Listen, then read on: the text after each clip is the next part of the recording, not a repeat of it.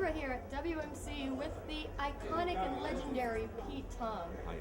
Pete, tell a little bit about yourself to the Rock and Roll Report viewers. They don't know, I know. They don't know. Been DJing based in the UK since I was at school, which is a long time ago, like probably over 30 years now.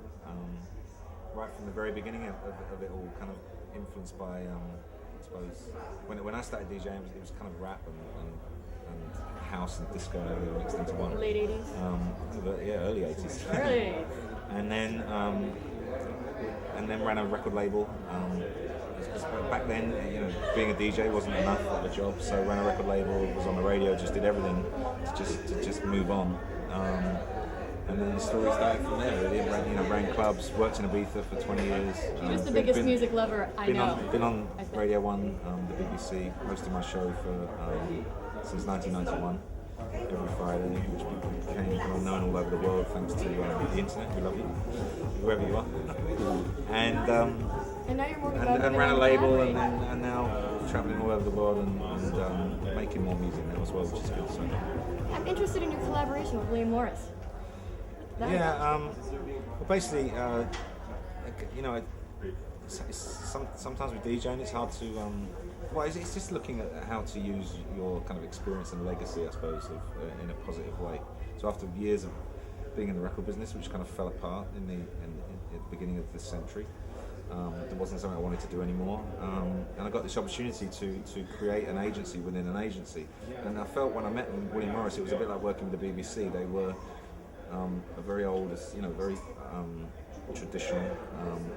Their roots were so solid, but based in music and in movies for almost 100 years. So the opportunity to work with a kind of legendary agency like that, and then create an agency within an agency, was so unique, never been done before. And the agency. So it's basically William Morris Electronic now, which I'm kind of a part of.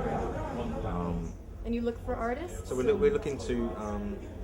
It's two-pronged really, predominantly looking to obviously discover new people in the next generation and use my experience to both, to work with them and help them, and also to take, we felt we offered something different for an agency for people that are established as well, because to have access to the whole William Morris kind of empire and their experience of how to take someone, very established electronic act and broaden their horizons and maybe move them into television, music, commercials, brand them a little bit more, bigger deals, the way they appear in terms of live, packaging people together, which is a very rock and roll kind of thing to do that doesn't really get done with electronic music that much.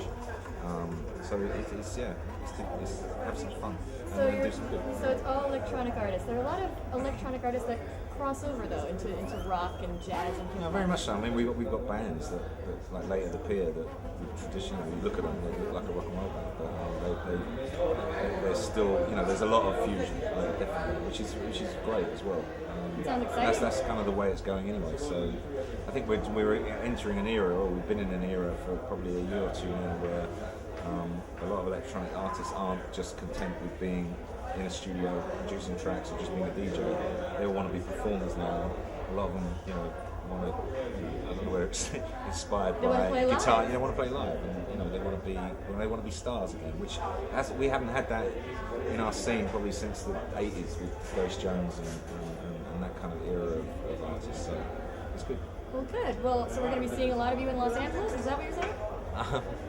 Well, I've always gone there a lot actually. I go 2 or 3 times a year, and obviously, that's where the agency is formed. But, I mean, they're all over the world. Great. Thank you so much for talking to the Rock and Roll Report. This has been Allegra with Pete Tong here at the Winter Music Conference.